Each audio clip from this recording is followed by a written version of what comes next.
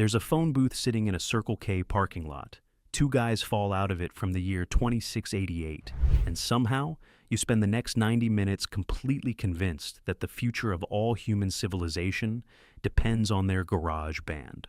Bill and Ted's Excellent Adventure landed in theaters on February 17th, 1989, and turned a pair of California slackers into the most important people who would ever live. Part-time travel comedy, part history class, part argument that being genuinely nice to people is actually the most powerful force in the universe. Alex Winter played Bill S. Preston, Esquire, a kid so committed to a band that couldn't play a single song correctly that it was hard not to respect it. Keanu Reeves was Ted Theodore Logan, a guy so open to everything happening around him that even Napoleon Bonaparte seemed like a reasonable houseguest.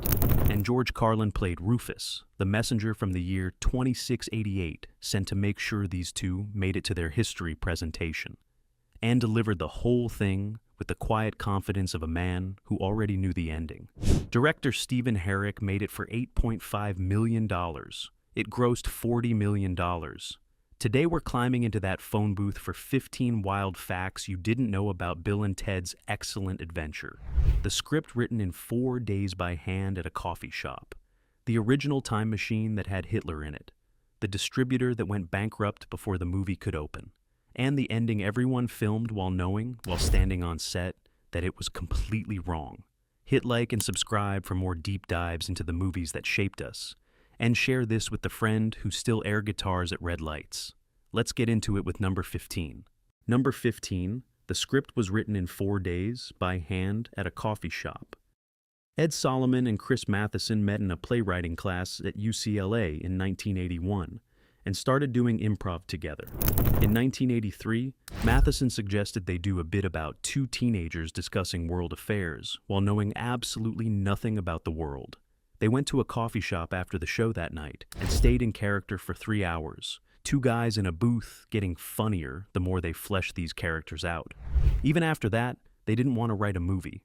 Their plan was a sketch film, a collection of bits in the mold of Kentucky Fried Movie, with Bill and Ted as one segment.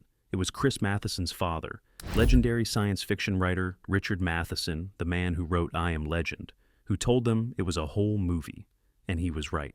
Once they decided to write the feature, they spent 7 days at a cafe in Lake Tahoe doing a detailed handwritten outline. Then 4 days in an LA coffee shop doing the rough draft, passing the pen back and forth when their hands gave out. The entire spec script, the one that launched a franchise spanning 31 years, was handwritten on notepads in coffee shops. His most lasting contribution to popular culture may be telling his son to stop thinking small.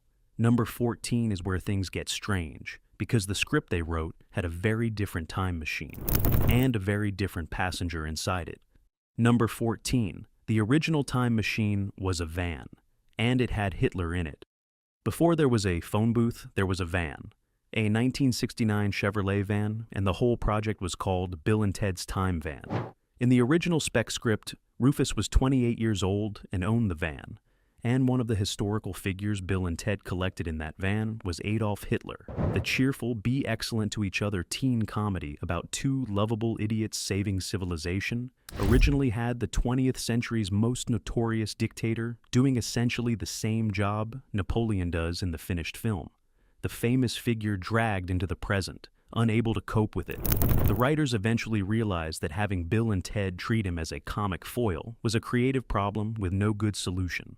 Napoleon, it was. Then Back to the Future opened in 1985, and the van became a different problem. A vehicle time machine suddenly looked like a rip-off of the DeLorean. Director Stephen Herrick suggested a phone booth instead, partly inspired by college pranks where students crammed as many people into one as possible, and partly because he thought it could work like a roller coaster visually. He wanted the time machine to feel like a ride. They swapped the van for the booth. They swapped the dictator for Napoleon. The phone booth became one of the most recognizable props in 80s cinema, a solution invented in a moment of panic that turned out to be perfect. The time machine everyone assumes was always a phone booth was almost a Chevy van with a very different passenger in the back seat. Number 13, the man who built Camelot for Monty Python, also built the phone booth. Stephen Herrick had a specific vision for how Bill and Ted should treat history, Not accurate, not reverent. Funny in the way Monty Python and the Holy Grail is funny, where the medieval settings feel real enough that the anachronistic jokes land harder. So he did what any sensible director would do. He hired the production designer who actually made Monty Python and the Holy Grail. Roy Forge Smith designed that film's now iconic medieval world on almost no money through practical ingenuity and an instinct for making things look authentically wrong in exactly the right ways. He brought that same philosophy to Bill and Ted. The phone booth was built under his supervision. The historical settings, the castle in Italy, the Wild West town in Scottsdale, were designed with the same logic. Make it real enough that you believe it for 30 seconds, and the joke does the rest. Smith had started his career at the BBC, moved through British cinema, and eventually landed in Hollywood in the mid-1980s. His credit list reads like a checklist of beloved cult comedies: Monty Python and the Holy Grail, Jabberwocky, Robin Hood, Men in Tights. He also designed the first 3 Teenage Mutant Ninja Turtles films. One production designer, the visual language of Bill and Ted, the Turtles, and the Knights Who Say Knee. All the same guy. When you watch Bill and Ted move through history and it feels both ridiculous and somehow right, that's not an accident. That's the man who built Camelot doing his job. Number 12. Reeves and Winter auditioned for the wrong roles. There's a long-standing legend that Keanu Reeves auditioned for Bill and Alex Winter auditioned for Ted, and the roles were eventually switched. What actually happened is stranger. Reeves was one of the first to audition, and director Stephen Herrick identified him as Ted almost immediately. He spent much of the remaining casting process looking for someone to match Reeves. 24 actors were called back for the final audition day, a 7-hour marathon where pairs were shuffled constantly to test different combinations. Reeves and Winter arrived at the same time, found out they both played bass guitar, both rode motorcycles, and started hanging out in the waiting room before the audition even began. When the audition tapes from that day surfaced decades later, they showed Reeves playing Bill and Winter playing Ted, the opposite of what ended up on screen. The roles were sorted out between the audition and the start of production. Neither actor was told directly. When production began, Reeves showed up to his wardrobe fitting, expecting to be dressed as Bill. Winter walked in, expecting Ted. Someone on set had to inform them that wasn't the case. The 2 actors who bonded over motorcycles in the waiting room before anyone asked them to perform a single line became the reason the movie works. The chemistry wasn't written, it was accidental, and it was immediate. Number 11. The hands playing Rufus's guitar solo don't belong to George Carlin. George Carlin's final moment in the film is one of the coolest things he ever did on screen. Rufus picks up an electric guitar in the closing scene and plays a ripping solo, and the close-up on those hands is the whole image. Cool, accomplished, effortless. Those aren't George Carlin's hands. They belong to Stevie Salas, an Apache guitarist in his early 20s from Oceanside, California, who wrote the entire guitar score for the film. Salas had been working as a staff producer when the job came to him. Write a guitar score for a movie about 2 kids who loved music but couldn't play. There was no blueprint, he said later, no rules, and no internet to help him figure out what to do. He just followed his hands. On the night they filmed the Rufus solo, the production dressed Salas and Carlin in identical costumes, then shot Salas's hands in close-up, while Carlin performed the scene wide. After the shoot was over, the 2 of them sat together in a shared trailer while Carlin talked about his life. Salas said later that he'd worked with everyone from Mick Jagger to Justin Timberlake. But that night with Carlin was one he'd always treasure. The solo that closes Bill and Ted's excellent adventure, the one that tells you everything is going to be fine, was played by a kid from Oceanside who didn't have any rules to follow. He made it up. That is, in some ways, the whole movie in one image. Number 10. Everyone hated being in the most important prop of the film. Once Stephen Herrick landed on the phone booth, he made one decision that would torment his cast for months. He wanted all the historical figures to visibly, physically fit inside it together. No cheating, no cutting away. You had to believe they were all actually in there. There was a version of the booth built without a back wall, easier for filming, but Herrick refused to use it for wide shots. He wanted to see Napoleon, Socrates, Joan of Arc, Genghis Khan, Abraham Lincoln, and Sigmund Freud actually stacked into a telephone booth, which meant the actors had to actually stack themselves in there, take after take, in full period costume, in the Phoenix summer. The fully enclosed booth, crammed with people in heavy historical costumes in the Arizona heat, became what the cast and crew nicknamed the Death Machine. Keanu Reeves described the time travel sequences, filmed on a gimbal in front of a green screen, as a death ride canoe from the worst carny ride you've ever been on. The booth developed an odor that was, by multiple accounts, extraordinary in the wrong direction. Herrick could have cheated the shot. He chose not to. You believe they're all in there because they were all in there. Number 9, Rufus wasn't cast. When they started filming, Sean Connery was on the short list. George Carlin was not cast in Bill and Ted until production was nearly complete. Alex Winter later called it a very happy accident. The role of Rufus didn't exist when filming started. Herrick's first instinct was Eddie Van Halen. Bill and Ted reference Van Halen constantly in the script. The budget had nothing like what Van Halen would cost. They made a list.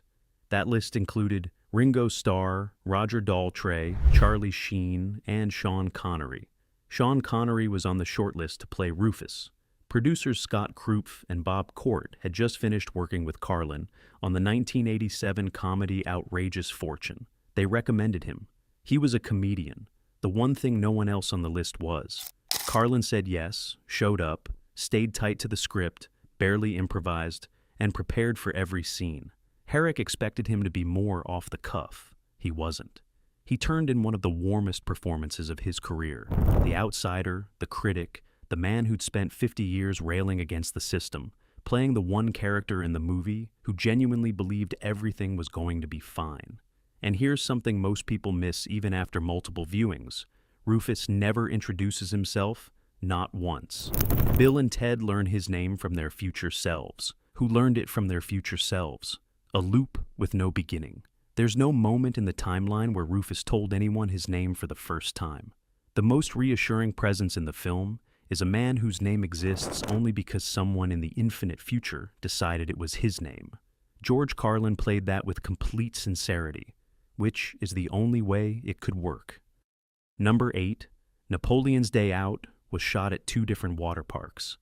When Bill and Ted leave Napoleon with Ted's younger brother Deacon for a day in San Dimas, the production behind it is messier than it looks. The order goes ice cream parlor, then bowling alley, then water park. Deacon takes Napoleon to Ziggy's ice cream parlor, where Napoleon eats the entire Ziggy Pig sundae and wins a button for it, earning the chant of Ziggy Piggy from the staff. Then the bowling alley, where he loses badly, throws a fit, gets kicked out for not paying, and Deacon abandons him. Then, the following day, Bill and Ted track him down at the water park called Waterloo. Here's the production reality behind that finale. The establishing wide shots were filmed at Raging Waters in San Dimas, the actual San Dimas, while the scenes with actor Terry Camilleri were shot at Golfland Sunsplash in Mesa, Arizona. The park was in its off-season and opened its slides specifically for the production. The hired extras were cold, the crew was cold. The people who showed up for work that day in February 1987 were not having a warm morning. Production assistant Connie Hoy remembered the day clearly. February 1987, cold enough that she felt bad for the hired extras.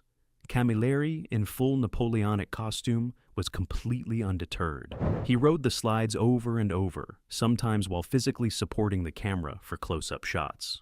The most powerful military commander in early 19th century Europe was on a water slide in Mesa, Arizona, surrounded by strangers on a cold February morning. And by all accounts, he was having a great time.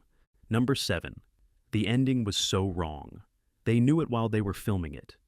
The auditorium finale, Bill and Ted's rock concert history presentation, the light show, Abraham Lincoln addressing the crowd, was not in the original plan. They had already shot a completely different ending, and the cast knew something was wrong while they were making it. In the original version, Bill and Ted brought the historical figures back to their classroom. Each figure explained themselves to about 9 other students. Then Bill and Ted went to prom with the princesses. Photos surfaced of Reeves and Winter on set in tuxedos with shorts, which tells you everything about how that day felt. Winter later said that even while they were shooting it, they were kind of depressed. Herrick agreed.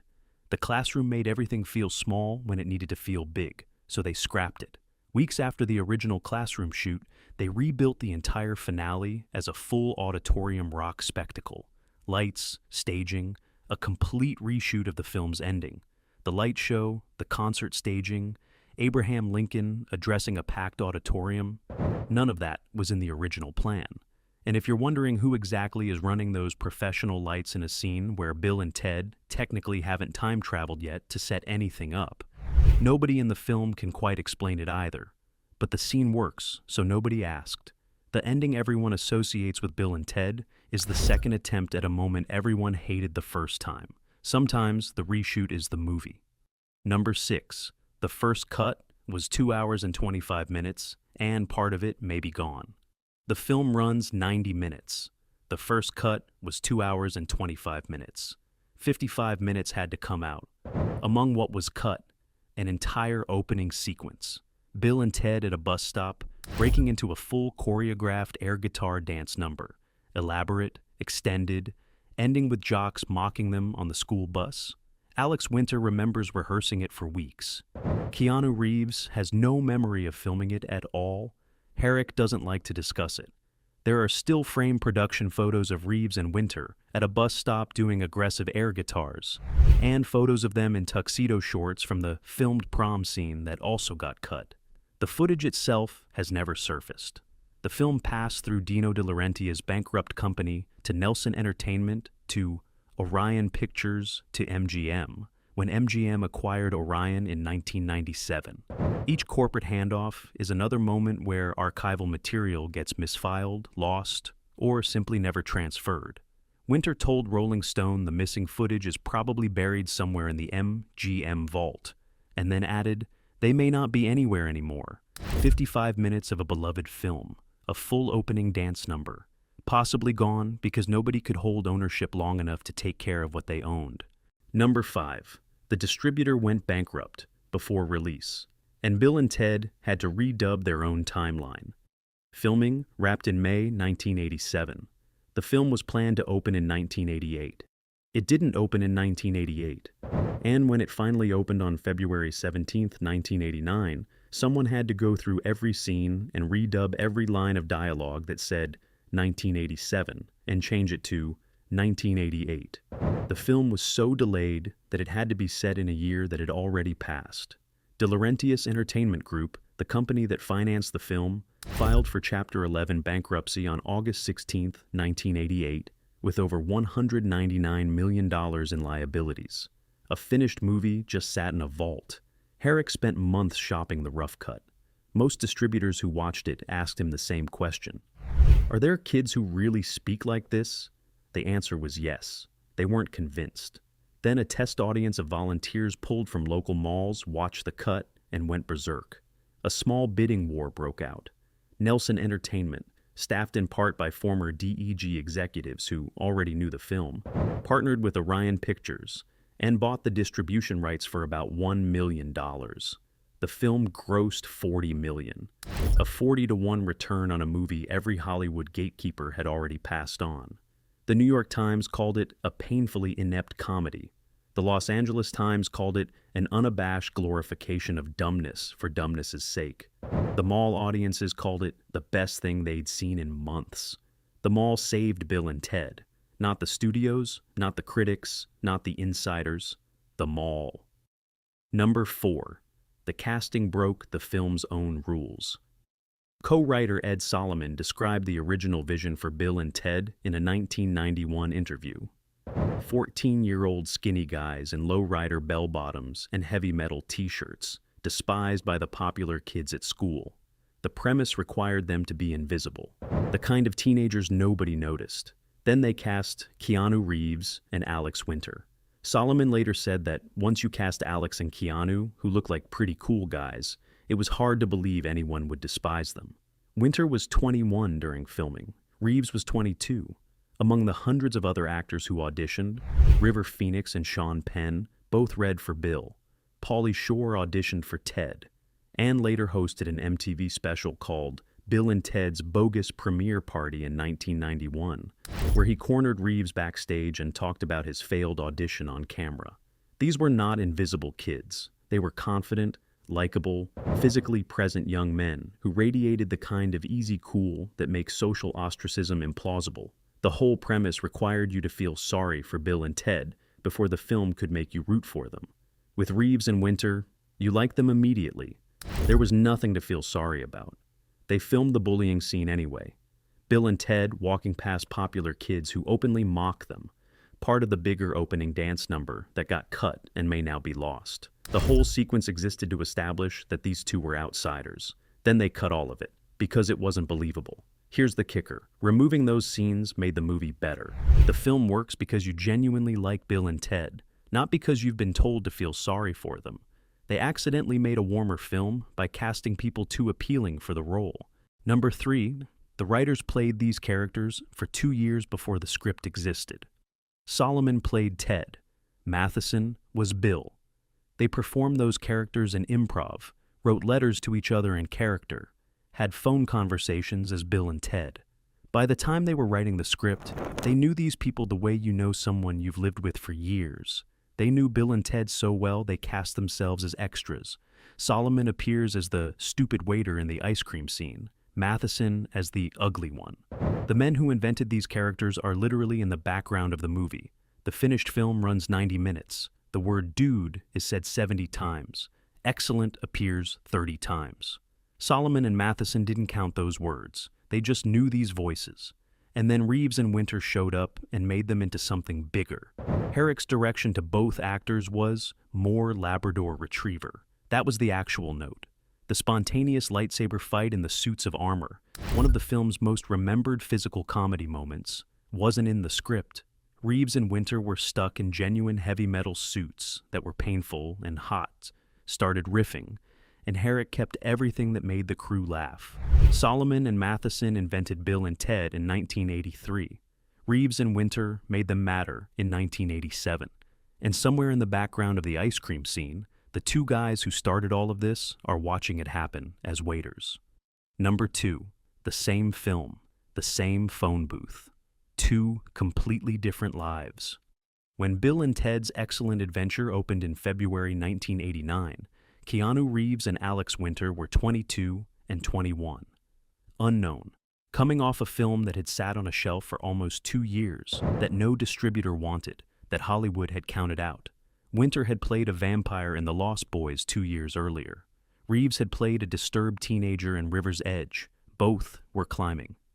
Reeves went to Parenthood, Point Break, Speed, and then The Matrix, for which he was, until 2016, the highest-paid actor for a single production in Hollywood history, having taken back-end participation on the 2003 sequels that totaled over $200 million. He then built the John Wick franchise from scratch in his 50s. His breakthrough role was Ted Theodore Logan, a character who made $95,000. Winter's path went somewhere else entirely. He stepped back from acting, gradually and then almost completely. Because of childhood trauma, he eventually disclosed publicly in 2019. What he built instead was a documentary career. Napster and the digital music revolution, the Silk Road dark web case, the Panama Papers, the life of Frank Zappa. He gave a TED Talk on digital rights with over 2 million views. The man who played Bill went on to document some of the defining stories of the internet age. Number 1, the most absurd premise in the film turns out to be the true part. The premise of Bill and Ted's Excellent Adventure is this. 2 teenagers are so fundamentally decent, so genuinely kind to everyone they meet across hundreds of years of human history, that the entire future of civilization organizes itself around their music, not their intelligence, not their achievements, their decency. The joke is that this is ridiculous. And then a movie written in 4 days on notepads, produced by a company that went bankrupt before it could release it, bought for $1 million with 55 minutes of footage that may be gone forever, starring 2 actors who showed up to their wardrobe fittings thinking they were playing each other's roles, with a central character who wasn't cast until filming was almost over, became something millions of people still quote by heart 36 years later. The franchise ran for 31 years. Fans tell Alex Winter it found them at exactly the right moment. The whole thing traces back to 2 guys in a coffee shop passing a pen back and forth, to a father saying, "Think bigger," to a mall audience going berserk when every studio in Hollywood had already moved on. The premise was, two people who are simply good to each other will matter more than anyone expects. Turns out the movie was right about that too. And there you have it, 15 facts about Bill and Ted's excellent adventure that make the whole thing feel even stranger and more improbable than it already was. The movie that held together with tape and handshakes became the one that launched Keanu Reeves, kept a franchise alive for 31 years, and turned up in Avengers. Endgame is shorthand for time travel. Which facts surprised you most? Let us know in the comments and hit like and subscribe so you don't miss the next one. Until next time.